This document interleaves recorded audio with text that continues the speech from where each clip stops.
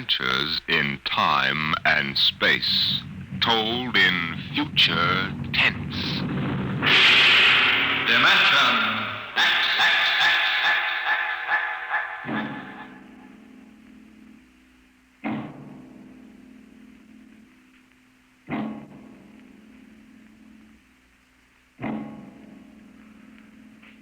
Out of the infinitude of stars and planets in the solar system and other systems in the universe, it is almost mathematically certain that there exist other forms of life on other worlds.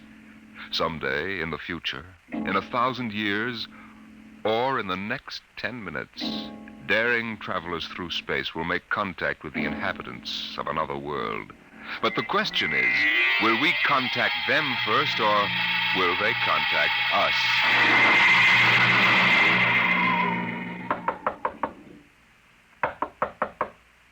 Come in. This is Broderick's private detective agency. Check. My name is Graffius of Springfield. I would like to see Mr. Broderick. Check. What is it, Doolan? There's a guy outside. What kind of a guy? Oh, a great big guy with a big shining head and thick glasses like the bottoms of Coca-Cola bottles. And he looks like a professor or something. What I mean is, does he look like a client or a bill collector? He didn't say. Okay, Iron Man. Send him in. Check. Mr. Graffius, Mr. Broderick will see you. Thank you. Mr. Broderick? In the flesh. Okay, Iron Man. Step outside. Check. If you need me, I'll be outside. You'll have to excuse Mr. Doolan. He's a very useful man if you happen to want a house moved or somebody's head unscrewed from their shoulders. His reflexes aren't too good. He's what you might call underorganized. I suspected as much. All right, Mr. Graffius. Let's get down to business. Precisely. I would like your assistance in helping me locate something here in New York City. Just what are you trying to locate, Mr. Graffius? The Martian embassy. Would you say that again very slowly? I came to New York to locate the Martian embassy. Martian? Like in Buck Rogers? Precisely. Agents of the government of the planet of Mars. Doolan! What's the trouble, boss? Throw him out. He's a crackpot. Of course, if you wish me to leave, I will leave. But before I go, you might examine this. You'll find it quite authentic. Holy mackerel. A 5th-century note. Let me see that. Sit down, Mr. Graffius. Sit down. Make yourself comfortable. Doolan, get Mr. Graffius a light. Check. Okay, Mr. Graffius. Your remarks about our speckled friends, the Martians, I shall ignore. This being the year 1955, I assume you were joking. On the contrary, I'm completely serious. As it happens, I'm interested only in Martians at the moment. I see. Okay, shoot. It occurred to me in the course of my studies that we Earth people cannot possibly be the only intelligent form of life in the universe. Out of the infinitude of stars and planets, there must definitely, mathematically, be others. Since Mars is older geologically, and since it is also an atmospheric planet, its evolutionary history could easily be similar to ours. You follow me? Well, so far, I can't say no.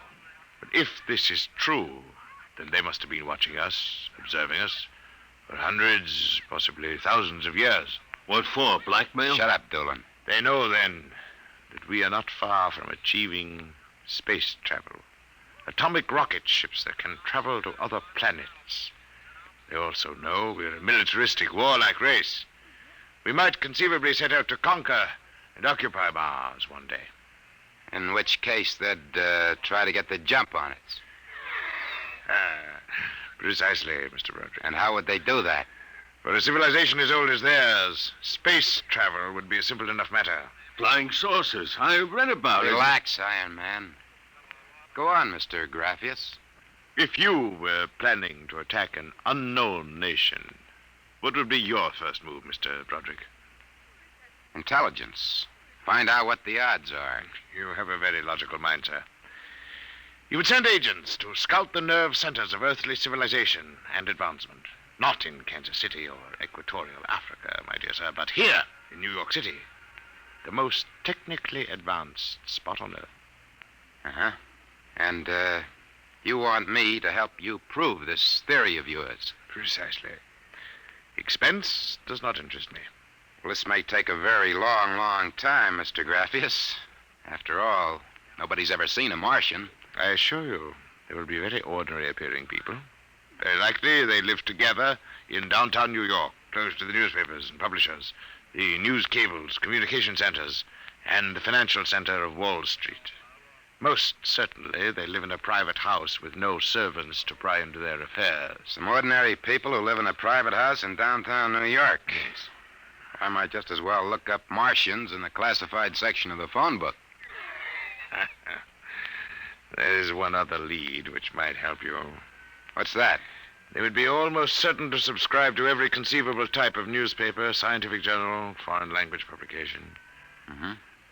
Well, that might be something. Okay, Mr. Graffius. It's a deal. Excellent. I shall contact you tomorrow. Oh, before you leave. Yes? Just as a matter of interest. Why are you so interested in meeting up with these Martians? Mr. Broderick, I wish to avert the catastrophe of a successful Martian invasion of the Earth. Naturally, I cannot go to the police or the military. I'd be laughed out of existence. So I'm doing this privately. You seem to know all the answers, Mr. Graffius. Not all of them, Mr. Broderick. Not quite all the answers. Not quite yet.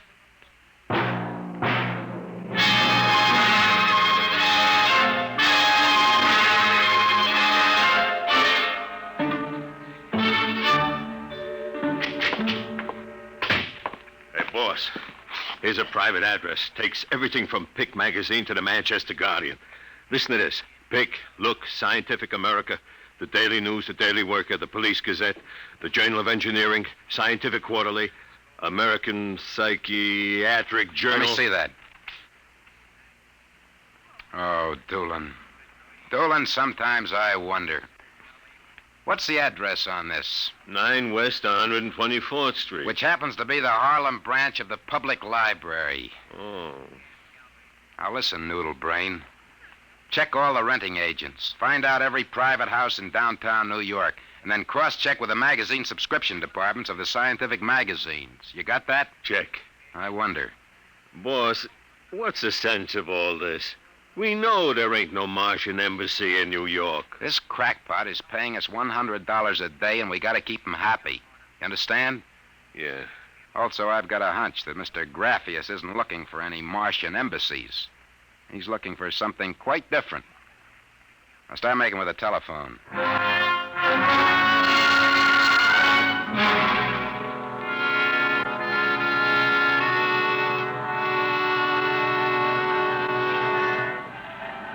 Which house is it, Doolan? Right down there. Number 108. Did you find out anything? Not a thing. I've been watching the place for a week now. Nobody comes out. Nobody goes in.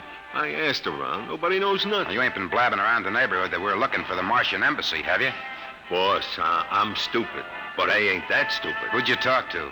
I struck up what you might call a casual acquaintanceship with those 2 girls standing with the baby carriages up the street.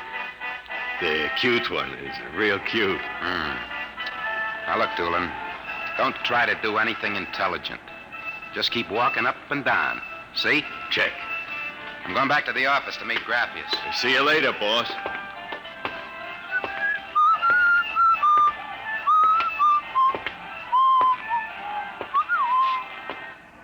Hiya, beautiful. Hiya, Flatfoot. How did you know I was a detective? Your socks are bagging at the arches. Well, stick around, beautiful. I'll be back in a few minutes, and we can make some beautiful music together.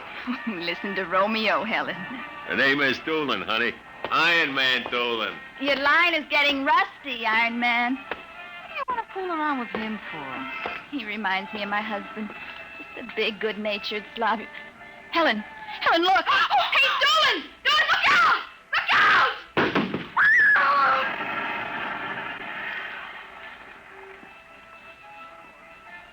Helen?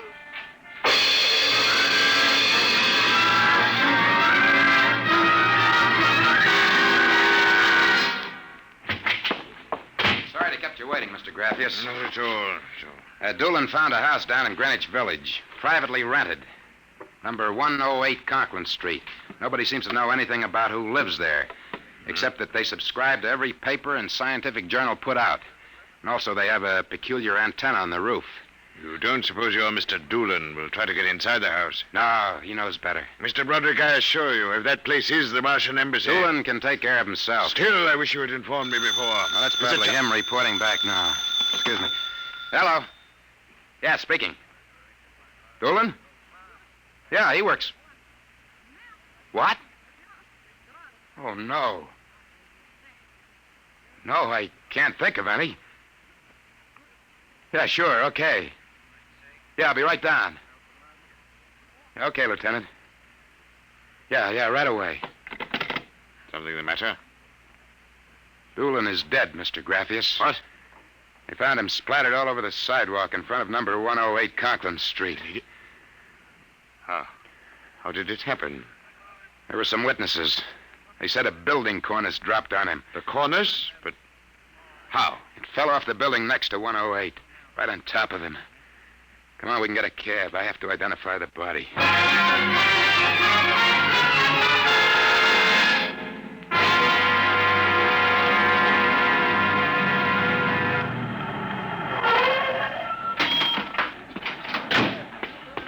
Lieutenant, I'm Broderick. Oh, well, there's your boy, Broderick. Not very pretty. Oh, Mother in heaven. That's a 1,000-pound hunk of concrete. Where did it come from? Dropped off the roof of 106. Anybody see it? Yes, a couple of maids pushing baby carriages. One was so shaken we had to send her to the hospital. The other one is hysterical, but she can talk. Can't seem to get any sense out of her, though. Do you mind if I talk to her? Not at all. I'll be back in a minute, Graffius.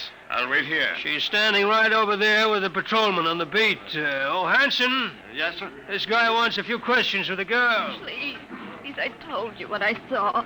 How many times I gotta tell you? Yes, the dead man was a personal friend of mine. Would you tell me what happened, please? Helen and I were standing in front of Rathman's candy store up on the corner. We both had the babies out. I worked for Mrs. Gillian on Washington Square North. He said hello and joked a little. Then he walked down the street just like he's been doing all week. Hadn't taken more than a few steps when... Please, miss. It's very important. I tell them, but they don't believe me. What do you tell them? How it happened. Tell me. It's too awful. Please. Well, first he squashed, and then the stone fell on him. What do you mean he squashed? They don't believe me, but Helen saw it too. She saw what? First, he squashed, then it fell on him. He was mashed flat before it even hit him. Now, look. That's the story, Broderick. Please, let me alone. Let me go home. I told you what I saw. Now let me alone. Let me alone. Did you learn anything, Mr. Broderick? Huh? I don't know. I don't know what to make of it. It's crazy. Mr. Broderick, if I may make a suggestion at this point, perhaps it would be better if we dropped the entire matter. What's eating you? First you come at me with a chain of nonsense that you're staking real cash on. And now when we hit solid trail, you want to call off the dogs. Well, maybe you operate that way, but Broderick doesn't. May I ask, then, what do you intend doing? As soon as the cops clear out and this place quiets down, I'm going to pay a personal call on the Martian embassy. Whatever number 108 is.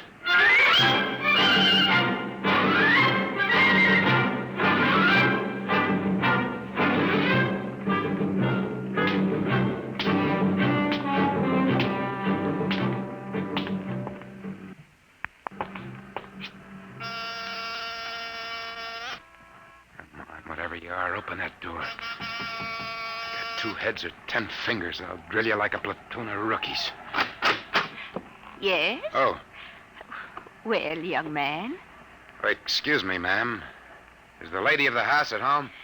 I'm the lady of the house. Well, my name is Broderick. I represent the Manhattan Child Adoption Center. We're soliciting funds and clothing for stranded and unadopted children.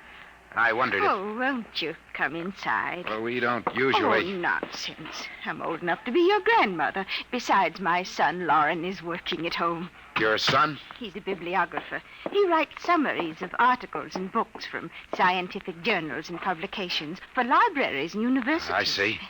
Well, sit down, Mr. Broderick. We get so few calls, and I do like to visit. Oh, thank you. Now, what was it you wanted to talk to us about? Oh, well, I wondered if you or your son... There's nobody else living here. No, just Lauren and I. I'll have to ask him about the contribution, but I'm sure he'd like to. Good. Thank you very much. I'll send a representative to collect... Oh, please stay a moment. I was just about to have tea. Let me pour you a cup. Well, no, thanks, really. No, young man, I insist. Well, thank you. I was getting awfully tired of having tea by myself every afternoon. You know, I'm not very much of a tea drinker, but this seems to have a strange taste. It's my own recipe. The secret is in the brewing. It's sweet. It almost metallic. It takes a few sips to get used to, like olives. Uh-huh. Well, I think I'd better be running along. Oh, but you haven't finished your tea, Mr. Broderick. I better be going. I'm late. Oh, you're not being very polite. Do finish your tea. No, really, I feel funny. Oh, I'll call Lauren. No, I'm leaving. I feel kind of dizzy. Oh, I'm sure Lauren can help you. I'll call him. No, don't bother. But I must. Besides, you aren't well. Tea. Lauren! Gotta get out. Lauren, hurry. Got it out of my way. No, you must stay. Yes, Mother? You drugged my tea. Let go of my arm. Lauren! Let go. Gotta get out of here. What heaven? The other one, that Broderick, he was here. I drugged his tea. He got away. Fool, idiot. Go after him. Use the pressure ray. Risk another murder on our doorstep. Are you insane? What he suspects. We'll have to take our chances. We'll have to think of some other way. How did they find us? I don't know how, but I'm certain someone else sent them. Who? I don't know. I'm afraid to let myself think. It might be them.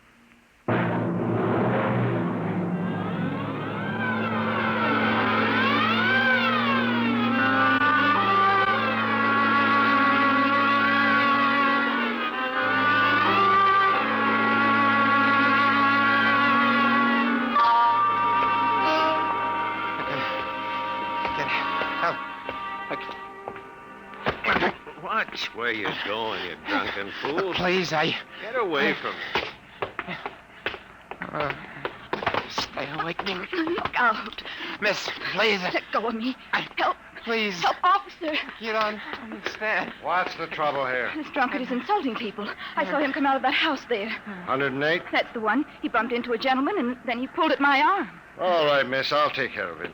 Come along, mister. I'm going to give you a break and take you back to the wife and kids. No, you can't. I'm sick. Sick, is it? What's the matter? Drugged. They drugged me. Who drugged you? Number 108. Martians. Who? Martians. Number 108. It's a Martian embassy. Well, I've seen them with pink elephants, rabbits, and mice, but you're the first one who's got marsh. That's true, I tell you. Uh-huh. Come along. Now, listen. Don't take me back there. They'll Come kill on. me. Look, I gotta make you understand. Here, I'll help you up the steps. Please, my name is Broderick. I'm a private dick. We'll find out about this. Here, don't try any tricks. Officer, please listen. I'll give you anything. I'll give you $1,000. Please listen. For God's sake, listen. Listen. Yes, officer. Why, Broderick. You know this lush, Granny? Why, that's my son, Broderick. No. Martian. He's in pretty bad shape. You better get him to bed. Oh, dear. He was doing so well at the Alcoholic Society. He must have gotten off again. Looks like he's ready to pass out. Lauren! What is it, Mother? Oh. Your brother, Broderick, has been drinking again. Look out, he's passed out. I'll take care of him, officer. We've handled this sort of thing before. Can you manage okay? We'll be fine, thank you. You've been very kind, officer. Nothing at all, Granny. I know how it is with these alkies. Well, I'll be seeing you.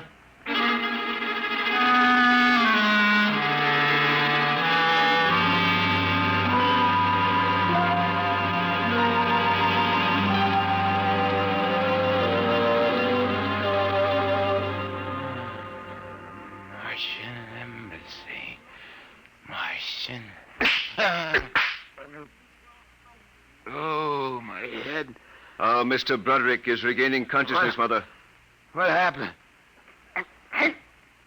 Oh, I can't get up. Do not struggle, Mr. Broderick. It'll be impossible for you to rise from that chair. The pressure from this ray will keep you there. Ray? What? Who are you? You've already guessed, Mr. Broderick. You mean this really is the... Martian Embassy, yes. You have the honor to be the first prisoner of the Imperial Government of Mars. First prisoner? Yes. After the invasion, of course, you will all be our prisoners. Hey, look. What sort of a business is this? No business, Mr. Broderick. As your people will soon find out. Our preparations for invasion are nearly completed now. As soon as we give the signal, our armed forces will launch a surprise attack. And then the Earth will be ours. You're crazy. Not half as mad as you, Mr. Broderick, to come muddling so foolishly into our affairs. That was a fatal mistake.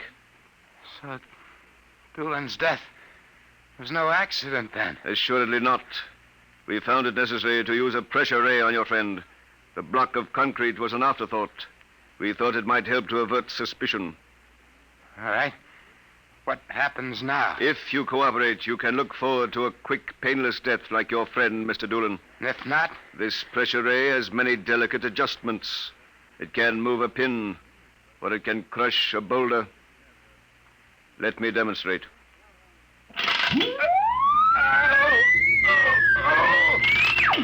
You see, Mr. Broderick, as if an invisible vice were crushing you. What do you want? The name of your client. We are interested in knowing who is so anxious to locate the Martian Embassy. The names of my clients are confidential. Well? All right. Turn it off, Mother. Mr. Broderick has seen the wisdom of speech. His name is Graphius. Graphius? Yeah. An unusual name for an Earthman. Describe him. Well, I don't know if I really can. Mother. Describe him. He's tall. Got a big forehead. And about 60. He wears thick glasses. He's bald. Lauren, sounds like one of them. Yes, it does. Contact the planet. Tell them we suspect that our plans are known. Ask for an acceleration of invasion day. At once. What about me? I am sorry, Mr. Broderick, but I am afraid you know too much now. In exactly 5 seconds, you will feel the full impact of the ray which faces you. I would suggest that you relax and meet your fate calmly. Now, wait a minute. You will feel no pain, just a wall of force engulfing you. Listen, 5. No, you can't do this. 4. It isn't human. I know, but we are not human. 3. Yeah, but... 2. No! 1. Mother in heaven. Now. Lauren, It didn't work. Something's happened. The magnetic field is dead. get it working. We've got to get rid of this one. Now, listen.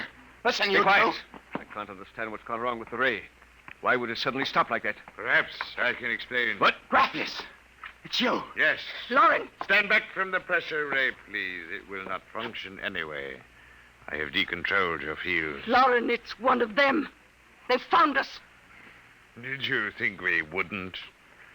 I trust you have not harmed my friend, Mr. Broderick. He's been very useful to me. Brother, am I very glad to see you. Talk about the Marines landing in the nick of time. You're free to move now, Mr. Broderick. I don't know how you got in here, Graphius, but stick around. These babies are really Martians, just like you said. They're planning to invade the Earth and take over. There will be no Martian invasion. You keep these characters covered. I'll get the police. There will be no need for the police. I intend to handle them myself. Yeah, but the police will want Do not call the police. Why not? You fool of an Earthling. Don't you realize with whom you are dealing? The invasion of Earth by Mars will be like child's play compared... Lauren! Holy mackerel. They just flattened out. Like your friend, Mr. Doolan. I detest the use of violence where the intellect can rule. But unfortunately, the Martians are a threat to us. It must be destroyed. I believe you now. Another 5 seconds, they'd have finished me. I'm glad you didn't waste any time. There is little time to waste. The Martian invasion was to have taken place next week. Yeah, Hey, they never said that. How do you know? You would not comprehend. Wait a minute. There are some things here I do understand. A second ago, that pressure ray didn't work. Now you're using it like it was a toy. How did you get in here, anyway? Who are you? Another one of those Martians? No, Mr. Broderick. I happen to be a Venusian. What? A representative of the planet Venus. Venus? That's impossible. Not at all. The Martians are really an inferior race. We Venusians are much farther advanced. As much as we are over you, Mr. Broderick. The Martians would simply have conquered and enslaved your people. We Venusians felt compelled to exterminate you completely. That's impossible. Oh, no. Now that we have disposed of the Martian threat, what is there to stop us? Our invasion begins tomorrow at noon. By nightfall, the Earth will be ours. Brother in heaven. Either I'm completely cuckoo or... Oh, well, this is really on the level. You needn't edge toward the door, Mr. Broderick. You're thinking of running for help, aren't you now? I can read your thoughts quite clearly. Suppose you're going to knock me off like our Martian friends. On the contrary. Go ahead. Leave? Why not? Why don't you try it, Mr. Broderick? Because the minute I turn my back, you're going to let me have it. Suppose you try it and see. I've no interest in stopping you. Go ahead. All right, Buster, you asked for it. It will do you no good. No good! You'll see! You let me go. Here, where do you think you're running to? Hey, officer, listen to me. Oh, it's you, the one with the marsh. Yeah, that's right. Now, listen. That story is true. They're inside that house, inside number 108. He killed them. Who killed him? Brathius. He's the leader of the Venusian invasion. Venusian invasion? That's right. Tomorrow at noon, they're going to take over the Earth. Now, listen. Go in that house. Martians, now Venusians, eh? Okay, that's enough for me. Come along. Good. We haven't got much time. Now, hey, wait. Where you taking me? Bellevue Psychiatric Ward, my friend. Come on. Bellevue, no! Now, come along. No! Why don't you listen to me? Why are you such a fool? Let go of me! Here, loony as a bedbug. Come on. No! I tell you, there's going to be an invasion! The Venusians are going to invade us, don't you understand? You gotta believe me! You gotta believe me! All right. I believe you. Oh, why don't they listen? Why don't they believe me?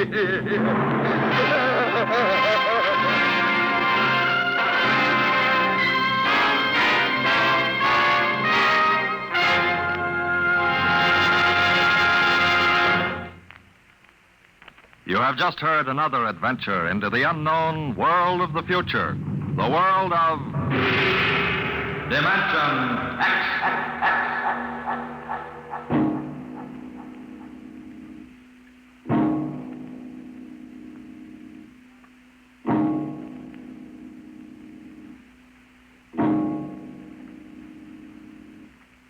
Next week, the story of Riesling, the strange blind singer of the spaceways. He traveled the space lines from Mars to Venus to the moons of Jupiter. No captain could refuse to carry Riesling and his battered guitar. He sang of all the wonders of the galaxy, but his greatest song was of the sight he would never see, the green hills of Earth.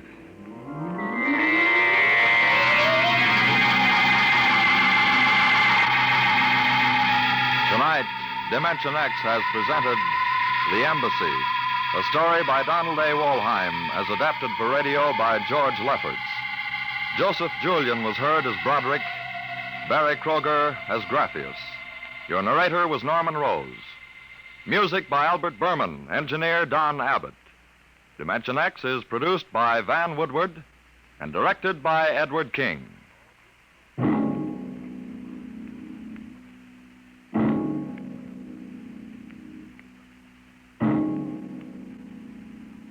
Tomorrow, hear High Adventure. Now it's Truth or Consequences on NBC.